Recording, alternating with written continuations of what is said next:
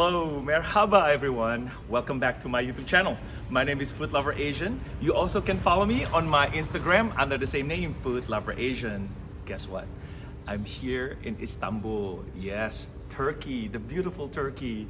Well, I'm gonna show you a lot of things and all the specific things that I went and I eat. It's going to be epic. So I've been wanting to come here to Turkey and I'm here finally. So if you have not, please subscribe to my channel, give me a big thumbs up, and also leave the comment down below. Well, Turkey, let's get going. Let's go. So before we start, I would like to share another related video. If you are interested to know about step-by-step guide on how to get from the airport to the city center, which is Taksim Square. I will put the video link on my description box here. If you follow the route step by step, you will not even save a ton of money, but you will skip all the Istanbul traffic.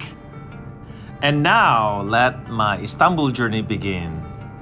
Istanbul, well, the center of the old world city with so much history. It is such an incredible place, and I want to show you all the main attractions what Istanbul can offer. And I will show you step-by-step itinerary on how you can plan your next trip to Istanbul, Turkey. Well, first of all, I want to say this city is full of cats. Yes, cats are everywhere. Pretty interesting. But not to worry, the citizens feed them very well and they are taken care of. So you don't need to feed them at all. And right now, I would like to show you the full step-by-step guide on how to capture the most and best of Istanbul. To make a great start, we dive in the old town and visiting Obelisk of Theodisius, aka Hippodrome. It is an ancient Egyptian obelisk, standing over 60 feet tall. On the base of the obelisk, on all the four sides, are depictions of the Roman Emperor Theodosius, the family and the members of the court. It was from the 4th century AD. And not too far from here, maybe a few minutes walk, we will discover our next thing is the super famous and mega super amazing Hagia Sophia. It is a very popular and an old mosque. I would recommend to get here super early to avoid a long line from all the tourists like me trying to get in. It is free to enter, but almost everyone wants to be here, so be ready to wait in a long line. As you walk in the entrance, you will notice there's an area where the Muslim perform wudu, which is a ritualistic cleansing of the body, usually by washing the hands, face, mouth, and feet, ensuring that every part is thoroughly cleansed. Hagia Sophia was built initially as an Eastern Orthodox church, and after a conquest, then it became a mosque. When you come inside the mosque, you can actually see some of the old paintings when it was an Orthodox church. And look at that big windows. Also, you can see a lot of Arabic scriptures from the Quran on the walls. Hagia Sophia, the great church of Constantinople, it is so huge and grand. Very high ceilings with 40 windows, for the purpose so the light streams in under the dome. The windows create a rhythm that almost sets the dome in motion. I'm amazed by all the chandeliers hanging from the Great Dome.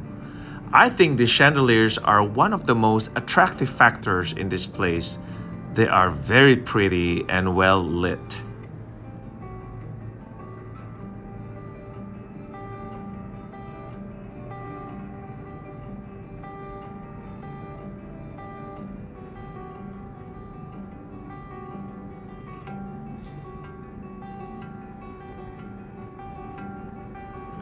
As we just get done with Hagia Sophia, we are moving along to Blue Mosque, also known as Sultanahmet Mosque. It is situated exactly the opposite Hagia Sophia, so it is very convenient just to walk across the street. This mosque is still a functional mosque, and visiting is forbidden during prayer times. The grand courtyard welcomes all the visitors that coming for worship.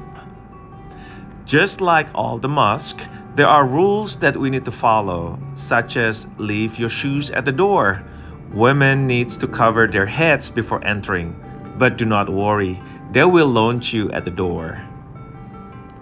This mosque was built in the early 17th century during the reign of Ahmed I. The Blue Mosque is known because of the blue tiles that adorn its interior walls, which were made in Iznik, Turkey. So blue is a popular color in Turkey, and it is also known and called the color of the Turks, or turquoise. The tiles and the architectures are just masterpieces. It is indeed simply amazing, and you cannot deny that it's absolutely stunning from the inside or the outside.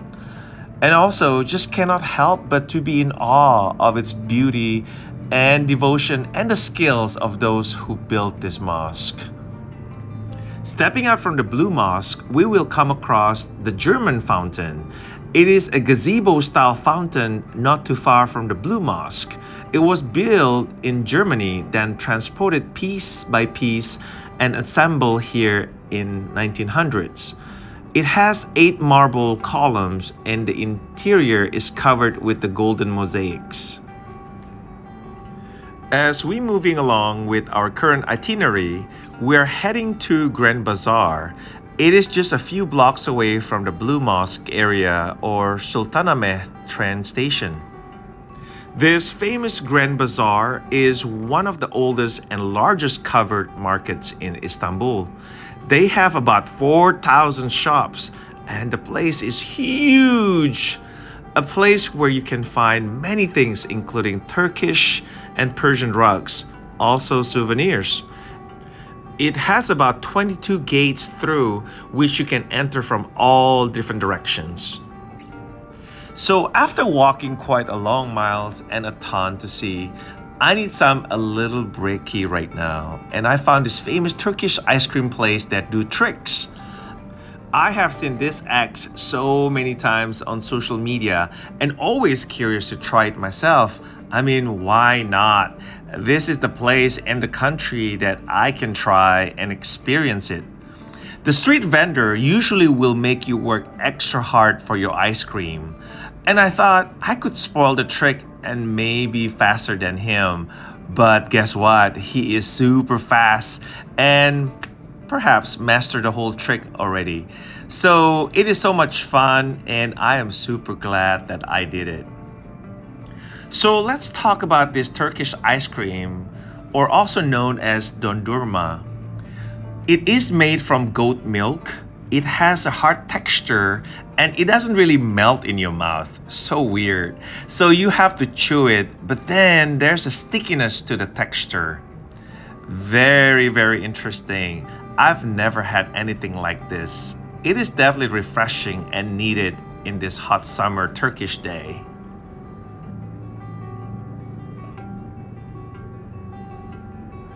On the next destination to TopKapi Palace, we are passing through the oldest and the most expansive public parks in Istanbul. It is a historical urban park in the Eminönü district. It is becoming a favorite place of relaxation for both locals and the tourists, especially after a very hectic walking schedule. It is a very beautiful place away from the heat and humidity. Also, a lot of shades and trees around, and there are benches to sit on and fountains. It is definitely a nice stroll and a lot to see and discover. And we are arriving here at the TopKapi Palace. It is a large museum and library in the east of the Fatih district of Istanbul. By the way, they close on Mondays, so you need to plan accordingly. A slight downside is that the entrance tickets are a bit pricey. You can check it out on the website as the price might change by the time you get here. But since you're already here, why not? You need to just check it out and just get in. And when you are here in Istanbul, you will see this a lot. It is called simit. It is a circular traditional bread that is covered with sesame seeds and always has a ring shape. It is super popular and people eat it for breakfast or snacking. Super easy to get and affordable. Well, to me, it is similar to between a pretzel and a bagel. It tastes like a dry bread and very seedy. It's very chewy, like, a hard baguette and but a thicker, meaty bread. Yeah, I don't know. I feel like I need something to dip in. Like Nutella or cheesy dip. Okay, let's go to another must-see place, which is Suleymaniye Mosque. It is located away from the other main tourist attractions. Just like all the other mosques, while visiting, you need to remove the shoes before entering the mosque. Men cannot wear shorts and women have to dress modestly. But don't worry, they have a loaner in case you need to cover up. Also, it is closed to the public during prayer times. And look at this courtyard. Looks so wide and huge, and the surrounding area is also beautiful, well maintained and taken care of. Well, I think this is one of the most beautiful mosques I've ever seen.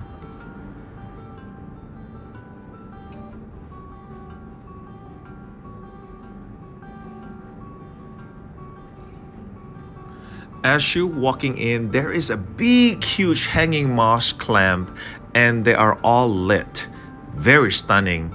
Just being here almost by myself, it feels so surreal and so special. And you can just feel the great ambiance, very quiet and also serene. If you are interested on taking a short break and going to the other side of Istanbul, then going to Kadikoy, which is the Asian side, you would like this part. So just taking a short minutes of ferry boat ride across from the European side. This Asian side is where the large majority of the people in Istanbul live. Well, it's like you're going from one continent to another continent within this ferry ride. Actually, this way as one of the best ways to take a panoramic Istanbul tour and enjoy the endless blue of the Bosporus. The ferry ride takes about 20 minutes and it runs every 15 minutes, so you will never can miss a ferry boat. Well, it's been a long day, but guess what? I'm not done yet exploring this beautiful city. The day is almost comes to an end as the sun about to set, and I've been looking around for a spot just so I can just chill and have my Turkish tea, which is a must while visiting Turkey. And this is the great spot I found.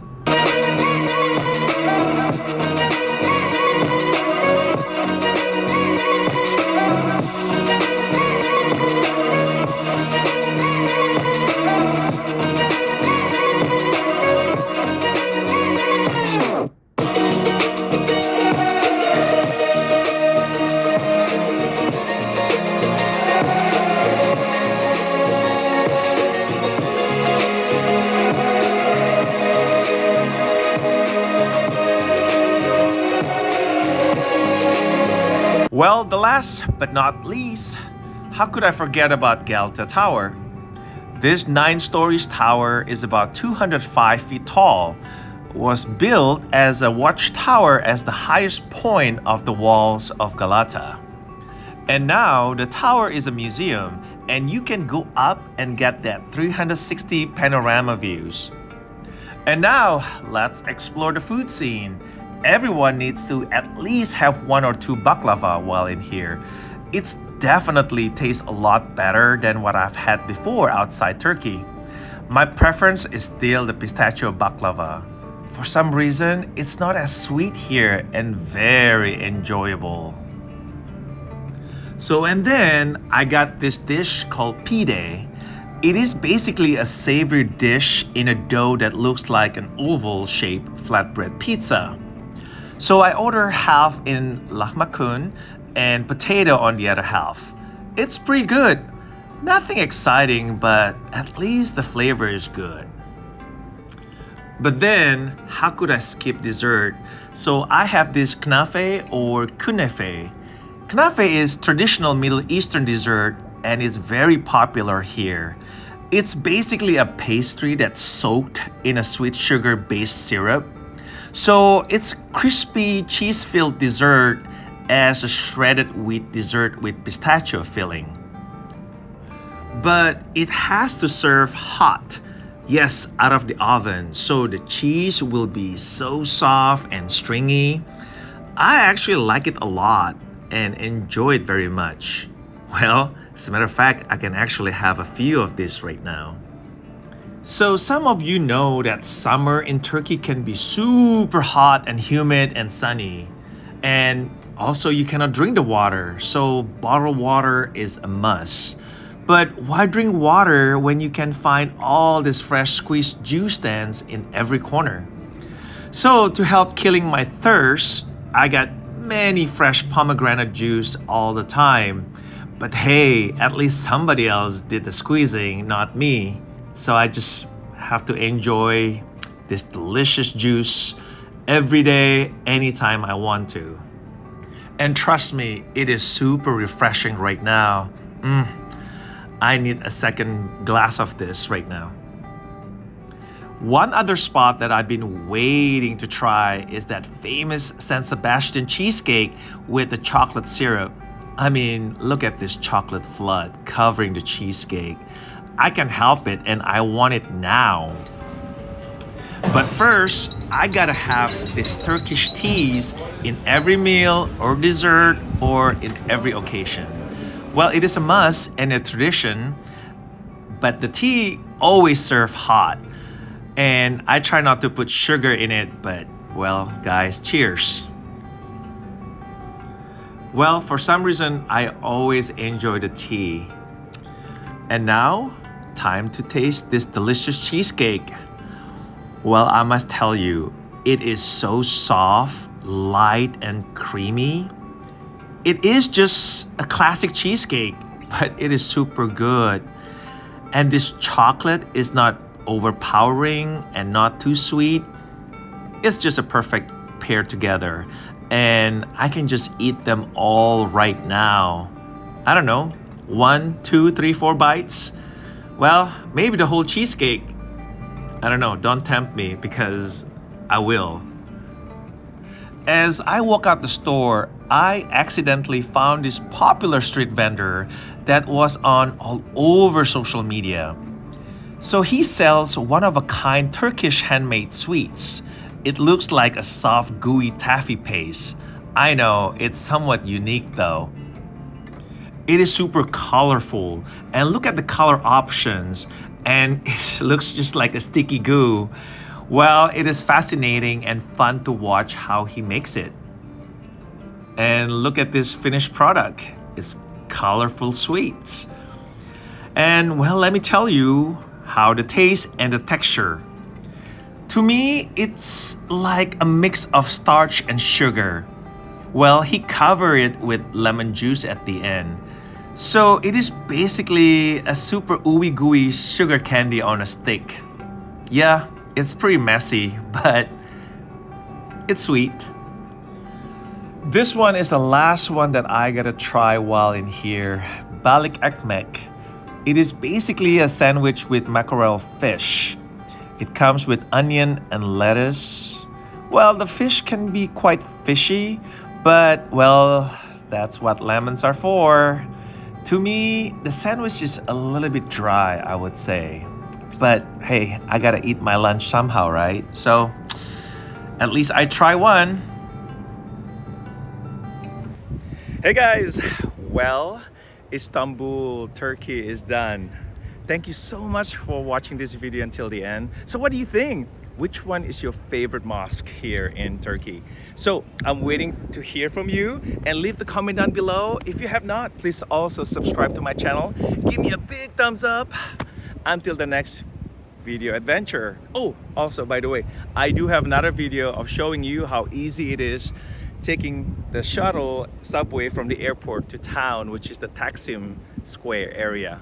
Well, thank you very much again. Tushukur. Sampai jumpa lagi. Bye.